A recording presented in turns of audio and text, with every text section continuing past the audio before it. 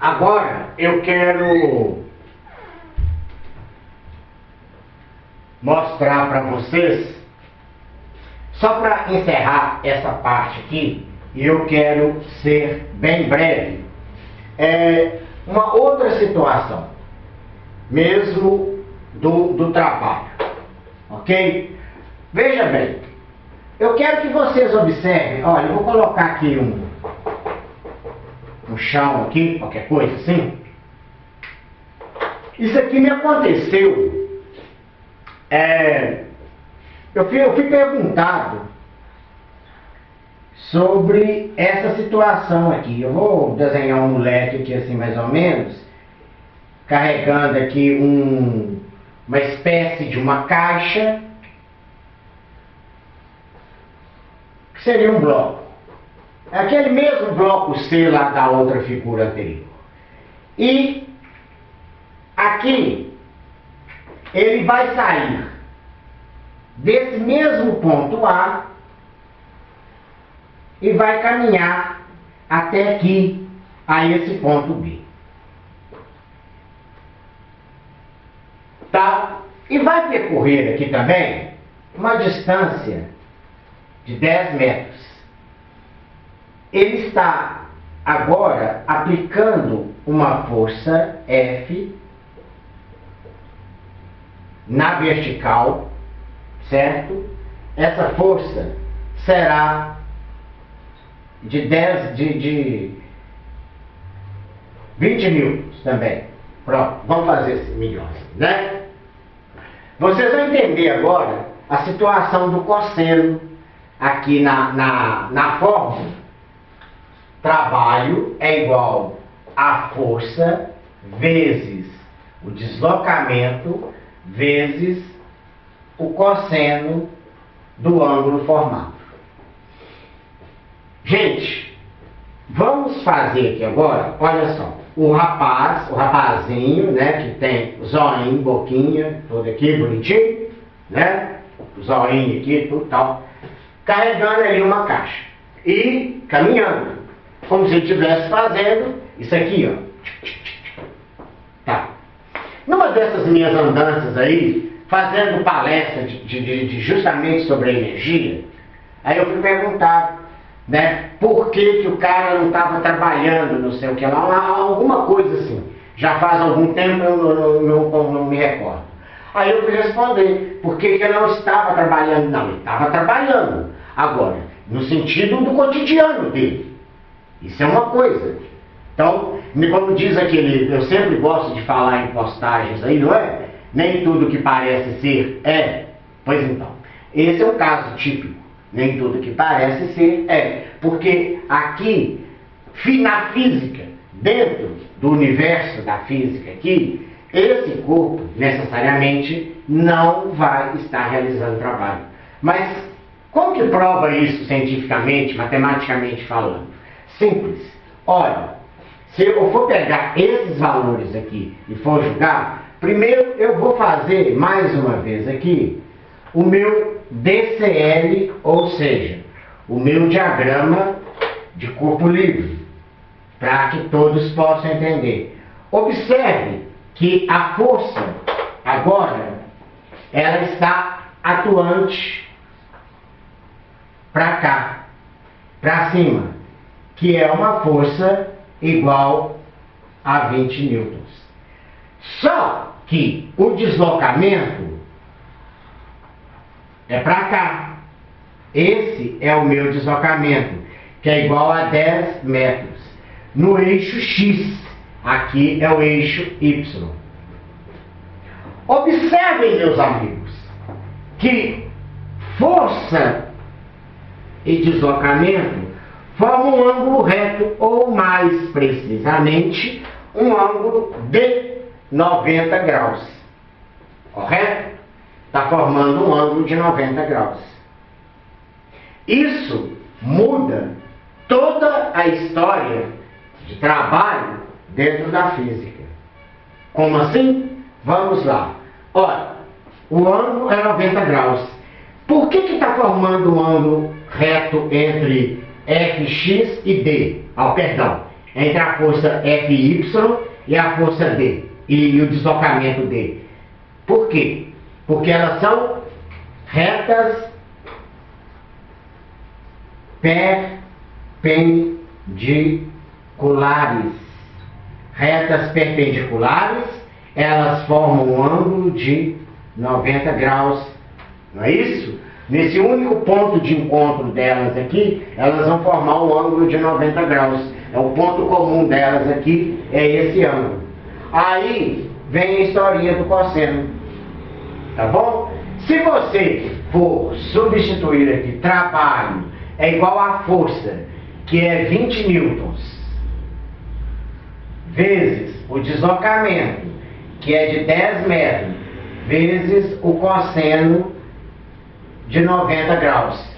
O trabalho, então, 20 vezes 10, que dá 200 newton vezes metro, vezes o cosseno de 90. Tá aí agora. Quanto que vale o cosseno de 90? Vale 0. Pronto. E é adimensional, não tem que pôr nada. É 0, 0 e pronto, acabou. Limpo e seco.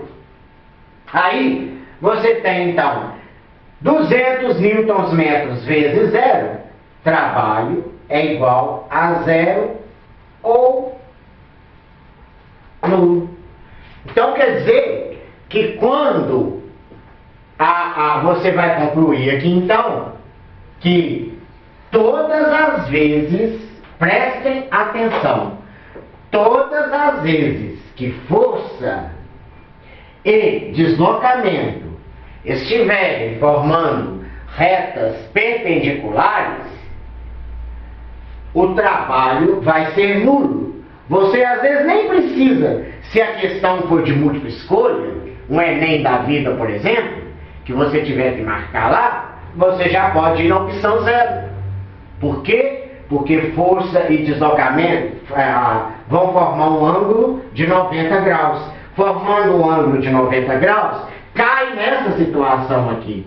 Cosseno de 90. E o cosseno de 90 é 0. E 0 anula todo e qualquer produto. Não é elemento neutro, eu já disse isso outras vezes, outras tantas vezes. Anula. Por anular, então, o trabalho também, obviamente, será nulo. Ou seja, 0 vezes qualquer número é 0. E não qualquer número. É 1, é um elemento neutro. O 0, não. O 0 anula tudo. Então, fica trabalho igual a 0 ou nulo. Ou seja, mesmo realizando um deslocamento, mesmo na presença de uma força que é de 20 newtons, porém na vertical, tá? O trabalho, ele não realizou trabalho, esse rapazinho aqui, dentro das leis da física, ele não realizou trabalho. Lá no cotidiano dele, trabalhando lá na empresa, sei lá o que quer, carregando alguma coisa, ele trabalhou. Ele fez um esforço físico ali, ele trabalhou sim. Mas dentro das leis da ciência, não houve uma realização de trabalho. Então é essa a diferença. Mas todas as vezes, não. Todas as vezes que a força for vertical, não. Todas as vezes que força e deslocamento formarem uma reta perpendicular entre si. Retas perpendiculares entre si vai formar um ângulo de 90 graus.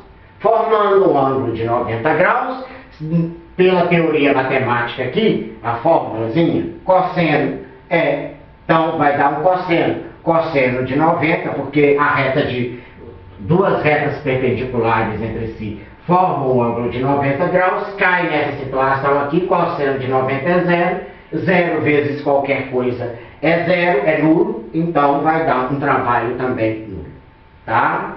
Viu? Então, atente-se a isso aí, viu? Muito cuidado, porque às vezes você fala assim, o cara pode montar um texto na prova lá, um enunciado desse tamanho e tudo mais, para no fim resumir-se a uma merdinha dessa aqui. Mas se você não tiver por dentro desse conhecimento aqui, básicozinho, lá do primeiro ano do ensino médio, aí você vai acabar se ferrando. porque você pode ir lá, ou então perder um tempo em fazer cálculo numa prova que não é uma prova aberta, que não é uma questão aberta. Se for uma prova comum, que você tem que demonstrar, provar lá por que foi, aí você tem que fazer esses cálculos aqui. Mas caso contrário, com uma prova de múltipla escolha, você simplesmente vai fazer o quê? Vai marcar lá a letrinha correta, não é assim que funciona? Você vai marcar lá, né, o zero. Por que é o zero? Porque às vezes está lá, trabalho 20, 30, 40, não, zero. É zero, por quê? Porque zero anula tudo. Tudo bem?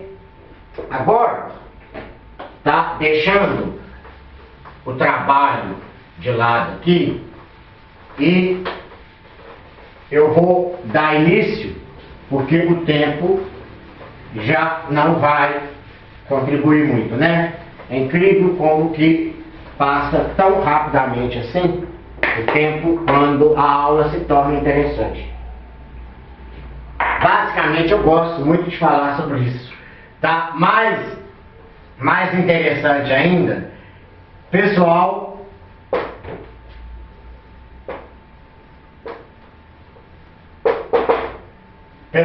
da físico-química, voltando aqui agora para essas condições de equilíbrio, tá? Veja bem, quando eu tenho um corpo, ele vai ter lá a soma da energia total de um corpo, ou a energia mecânica, o somatório.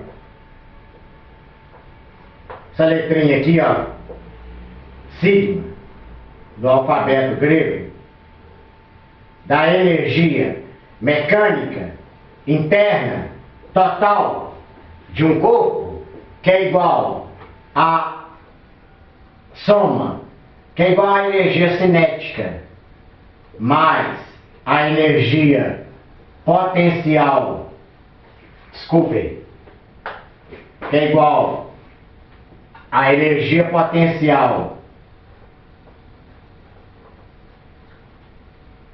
energia cinética mais energia potencial, entendeu? Isso aqui. Então, quando você tem uma situação dessa aqui, essa situação aqui me dá o que a gente fala da energia total. Essa energia total aqui, por sua vez,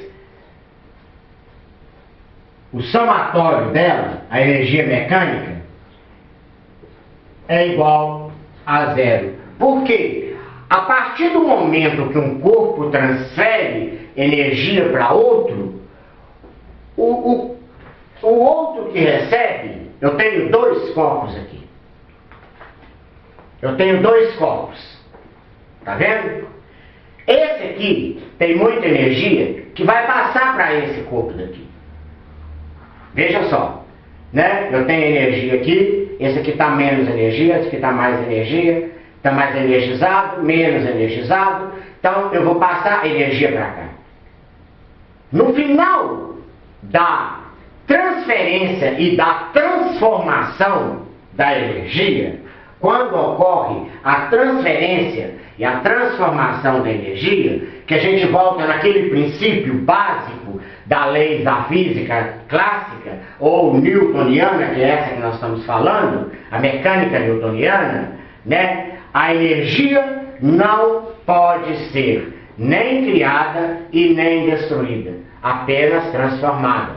Então a energia se transforma de uma forma em outra, tá? Então eu tenho essa energia aqui, a quantidade de energia que passa daqui para cá, entendeu? Que esse corpo perde para esse que ganha, é igual. Então esse aqui perde tanto quanto esse aqui recebe. Por isso, então, que nós vamos ter um total igual a zero. A soma final, o somatório final, é sempre zero. Então, eu posso falar assim, que olha, que isso aqui é um caso de equilíbrio. A força, a soma de uma força é igual a zero. É uma situação de equilíbrio, sim. Posso falar também que No eixo X e Y, também você pode falar o somatório das forças no eixo X é igual a 0, assim como também o somatório dessas forças em Y também é igual a 0. Isso aqui também é condições de equilíbrio. Muitas correntes filosóficas buscam esse conceito de equilíbrio. Aí espalha um pouco, vai para um lado, vai para o outro, vamos entrar, às vezes buscam até na mecânica quântica o conceito desse equilíbrio, a nível molecular, a nível atômico até. Quando você está um pouco febril, alguma coisa, algum desequilíbrio, alguma falta de harmonia está acontecendo nos seus tecidos, nas moléculas, nas células, no átomo. Quando um átomo é estável, o número de prótons é igual ao número de nêutrons, é igual ao número de elétrons, mas quando ele é instável, ou seja, acontece uma ionização, ele perde ou ganha elétrons, sei lá, ele forma um íon, através desse íon cátion ou ânion, tanto faz. Aí, se ele formar isso aí, ele vai, então, perder ou ganhar elétrons. Isso vai tornar ele instável. Aí, não há mais aquele equilíbrio. Para ele formar uma ligação química. Para tentar, de novo, tudo convergindo para aquele equilíbrio. Quando você vê que chove demais e tudo mais, quando está tudo em harmonia, a natureza está em harmonia, quando isso ocorria, natureza e homem, ou seres vivos, viviam em forma equilibrada, harmoniosa, chovia, a água chovia, tal, evaporava, tornava a chover, enchia os rios, enchia os lagos, voltava e tudo mais, tudo bonitinho. Toda essa escassez de água que está acontecendo aí nos estados de São Paulo, Minas, Rio e alguns outros lugares, ou então excessos de enchente e tudo mais, isso é um desequilíbrio da natureza.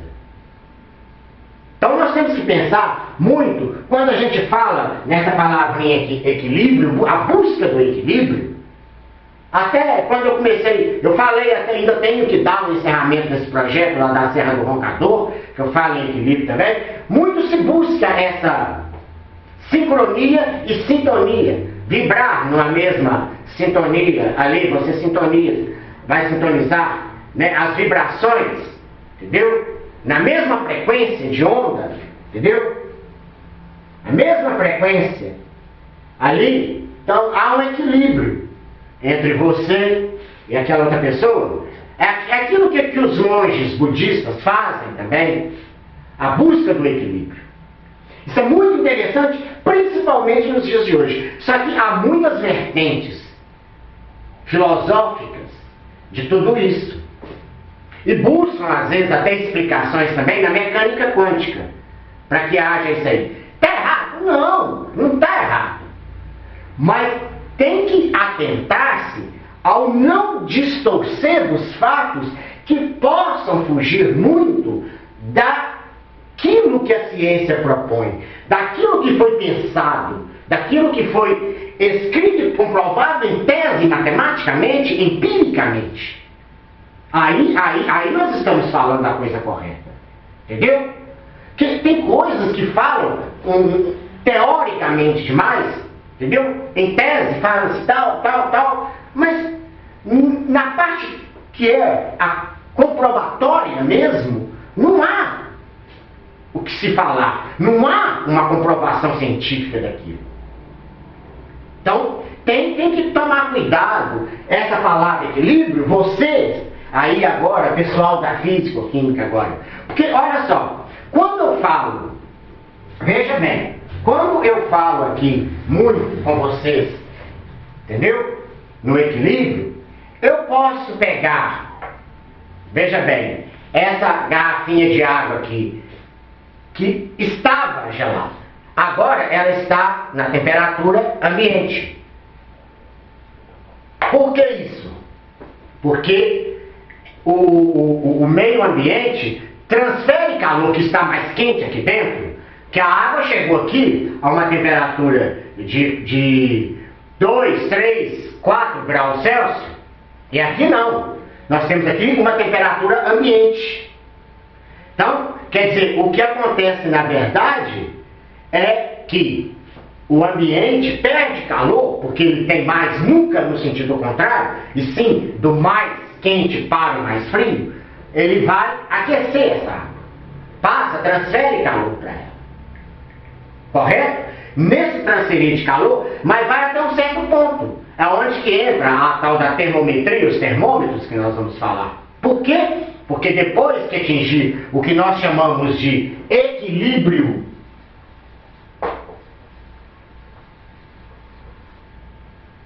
térmico, isso aqui para de acontecer. Tá vendo? Isso aqui para de acontecer. Esse equilíbrio térmico, que se fala muito na primeira lei da termodinâmica, na segunda lei da termodinâmica, mas esquecem muito de falar da lei zero.